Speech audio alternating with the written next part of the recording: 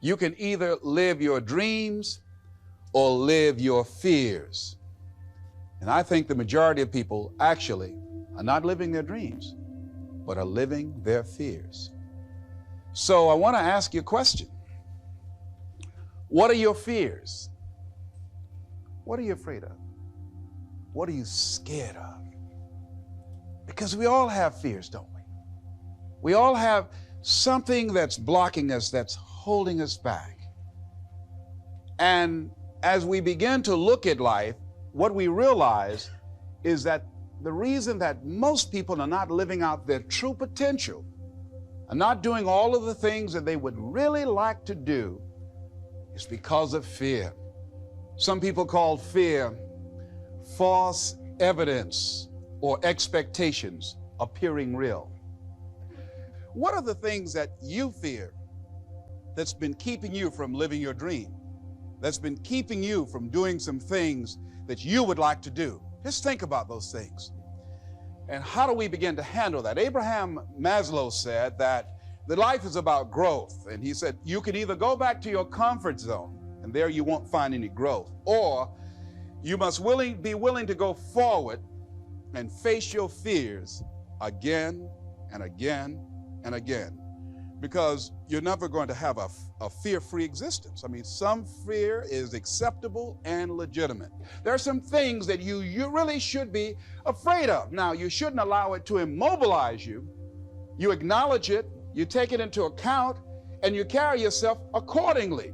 There are times that we should proceed with caution, but it's the difference between being stopped by fear. It's the difference between having a fear and the fear having you. So what do? One, acknowledge it, and knowing that it's okay. Don't condemn yourself for being afraid. It's perfectly fine to have some fears. You acknowledge your fears, you embrace those fears, and then you move on. You act on whatever it is that you fear. Because once you embrace it, see, what you resist will persist.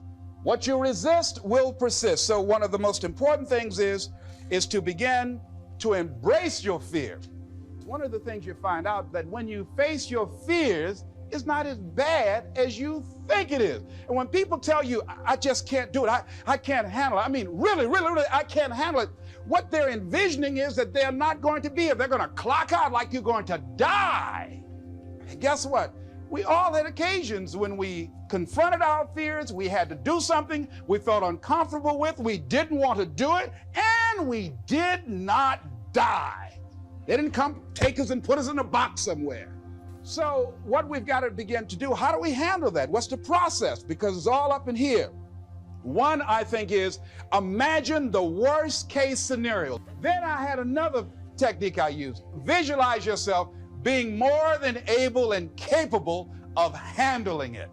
And I used to have a tremendous inferiority complex about speaking before people that I felt who had more going for them than I did. Because I'm not college trained, I used to feel that college people were the most intelligent people on the planet. And there was nothing I had to say for them.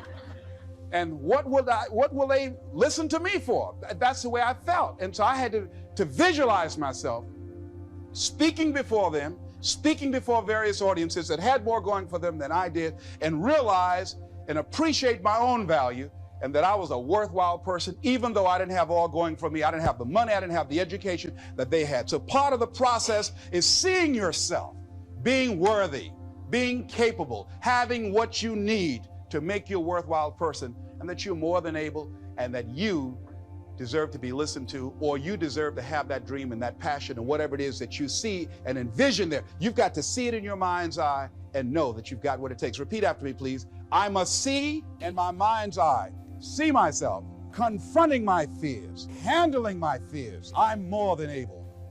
So deciding as you look at your life, as you look into the future and say, what fears am I holding on to? What fears that I'm allowing to imprison me, that's keeping me from breaking out, that's keeping me from living up to my true potential, that's keeping me from really being happy, that's keeping me from having a sense of adventure and excitement in my life? What's keeping me from controlling my destiny. What fears that I'm giving that permission to? Notice what I said, that we must give our permission to fear to immobilize us. Because whatever discomfort you experience, whatever challenges or difficulty that it is, you got to handle it. You got to go up in there and wrestle with it. Will it be easy? No. Will it be challenging? Yes. But that's just what you must go through in order to get where you want to go. And guess what? You are strong enough to do it. You're strong enough, and your life is worth whatever you have to go through, whatever you have to do. This dream you got, whatever you want to do, will it be easy to just run out there and do it? No. Will it happen overnight? No. Will it be a struggle? Yes. Will there be times when you can't make ends meet? Yes, that's a part of it. Will there be times you won't know what to do? Yes, that's a part of it. Didn't nobody warn you that it was going to come down on you like this? That's called life. There are all kinds of challenges like that. So what's the next piece is that you accept yourself, then you accept the fear as a fact and not a force. See, when you accept yourself and you accept fear as a fact, that means that it's something that happens. It's something that you're going to experience, but it is not a force to hold you back. It doesn't have any special power other than that you give it. So you accept the fact that you are afraid, and then you move on anyhow. You move on past it, and you do whatever you've got to do. And one of the things that you've got to do is you've got to watch your inner conversation and discipline your thinking and your imagination, because if you don't, your mind will take you on a wild trip. Part of what you've got to do is be your own motivator. You can't talk casually to yourself. You've got to talk to yourself, and you build yourself up, and you'll feel your energy level coming up, and people will feel that around you. See, now, if you go through life being afraid, people can sense that. They can pick up that fear. See, when you are not filling your life with the things that you are capable of doing. See, we all have some stuff that we've been given. And I don't think that it's optional for us to sit on what we have. See, if you're sitting on what you have, what you've been given, and I think everybody's been given something to bring to the planet, that only you can do that, only you can perform that, only you can initiate that activity. And if you don't do that, if you're not filling in your life with your life work or your mission, then there are gaps in your life. And what we do when we're not living out our true identity, we begin to fill the gaps. We fill the holes with garbage. Alcohol, drugs, worry, self-destructive behavior. So when you begin to look at your life and you know that you're not doing what you can do because you have allowed yourself to be held captive by your fears. Now, when you don't have a true appreciation and acceptance for who you are, and you allow yourself to be immobilized by fear, what happens in the process is that you begin to abuse yourself. You begin to sabotage your life, you begin to sabotage your dreams, you begin to unconsciously work against yourself. You become your own worst enemy. So what do you do about that? Well, you begin to realize that your dream and your gifts have so much meaning and so much value for you till your hunger for them will begin to push you past the fear.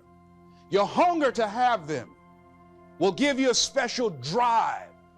As you work on yourself, as you begin to acknowledge your true identity, the true power that you have, the true capacity you have to bring about change, the miracle-working power that you have within yourself to do the things that you want to do. When life can no longer threaten you with death, so what else is there? What else is there? And the majority of the fears that we have are not life or death fears. They're not those kind of fears. But through our imagination, we blow them out of proportion, and we give them more power than they actually have or deserve, and we permit them to govern our lives. We permit them to determine how far we can stretch out on our dreams and discovering our stuff. As you assess yourself and begin to prove yourself and just say, wait, hold a minute. I've been sweating this out. What's the worst thing that can happen to me on this? Will it kill me? Will I die? Why am I going through all of these changes over this? How much power does this really have? And am I the one that's feeding the power into it? See, a lot of times we allow ourselves to be fed and to be programmed into being afraid. I mean, you watch the news and read the newspaper, you'll be scared to come out the house. You'll be afraid. So what kinds of things, what kinds of thoughts are you feeding your consciousness? What kind of things are you putting in your mind that will enable you to either move forward or to justify why you're staying where you are? We go through life really blocking ourselves constantly. And fear is one of the greatest instruments that we could use to stifle our true potential. When you begin to look at your life, you can decide to use fear as a blocker, or you can decide to use it as building blocks. That you decide, hey, look here, I'm going to move in this direction. I'm not going to allow anything to stop me from doing what I want to do.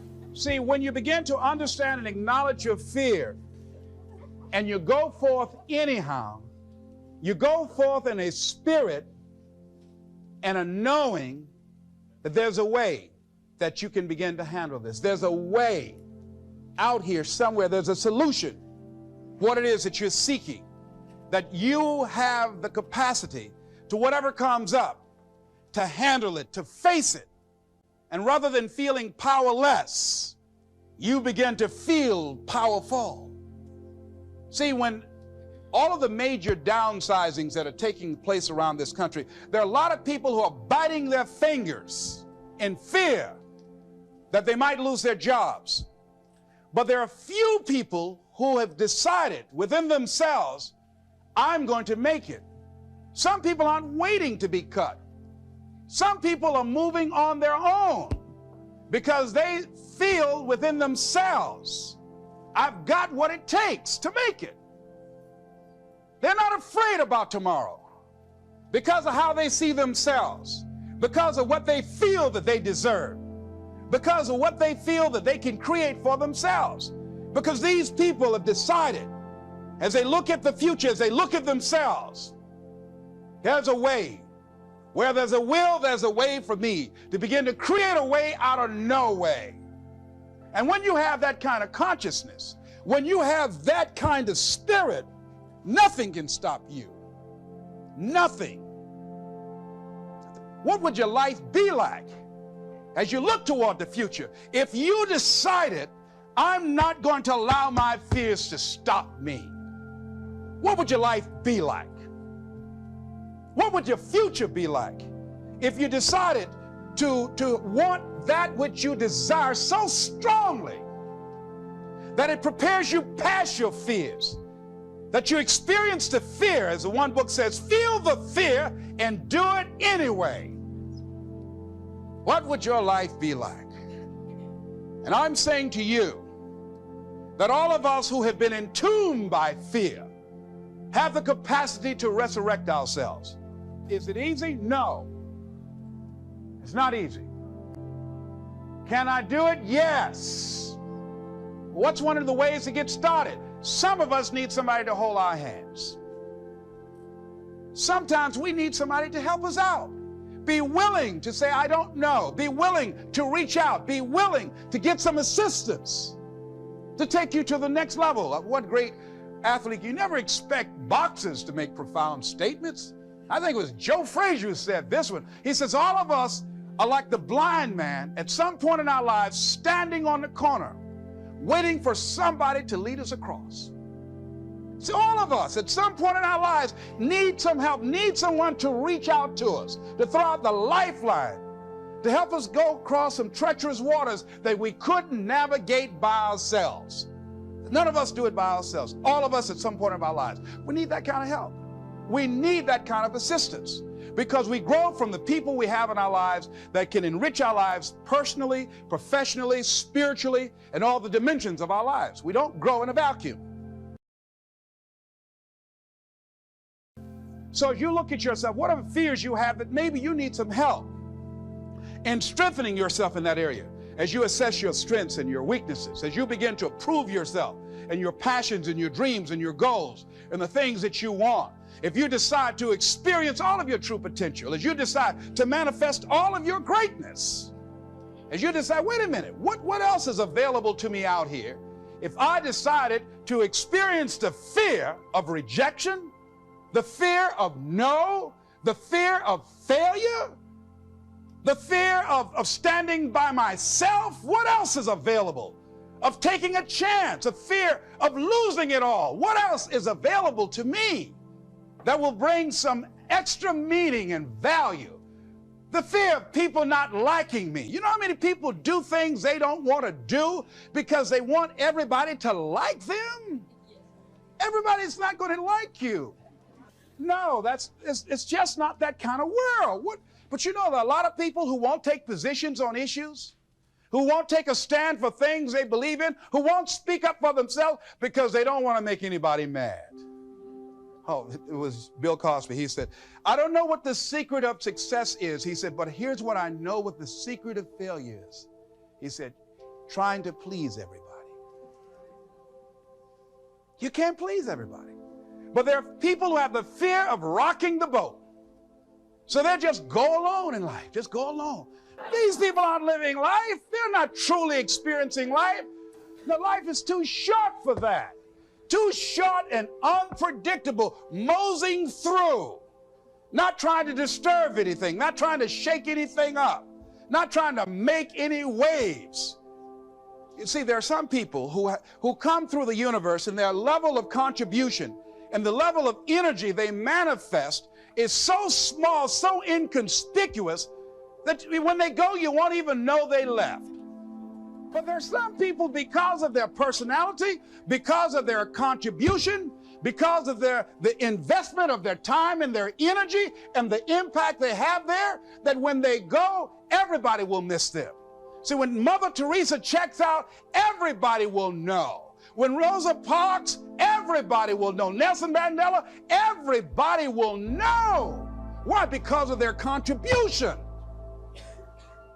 See, but there's some people, because their contribution is so small, no one will care.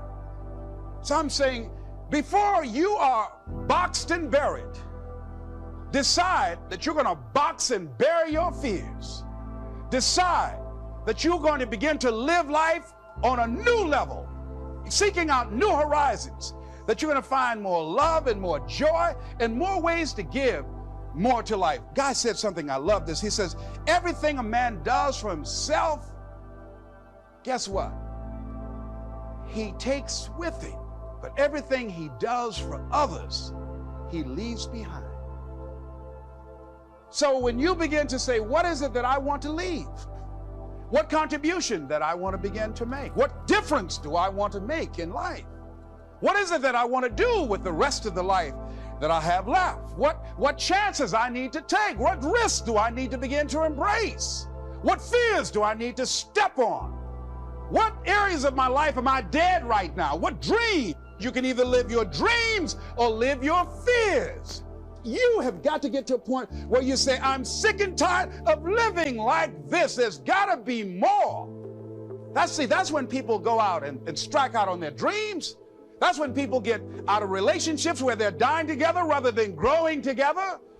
I tell you, one of the exciting things about life is you got to keep the child in you. Little children dream. But then as we become adults, and then you don't dream anymore, Bigger Thomas in the book, The Invisible Man, I think it was, he said, the impulse to dream has been slowly beaten out of me through the experience of life.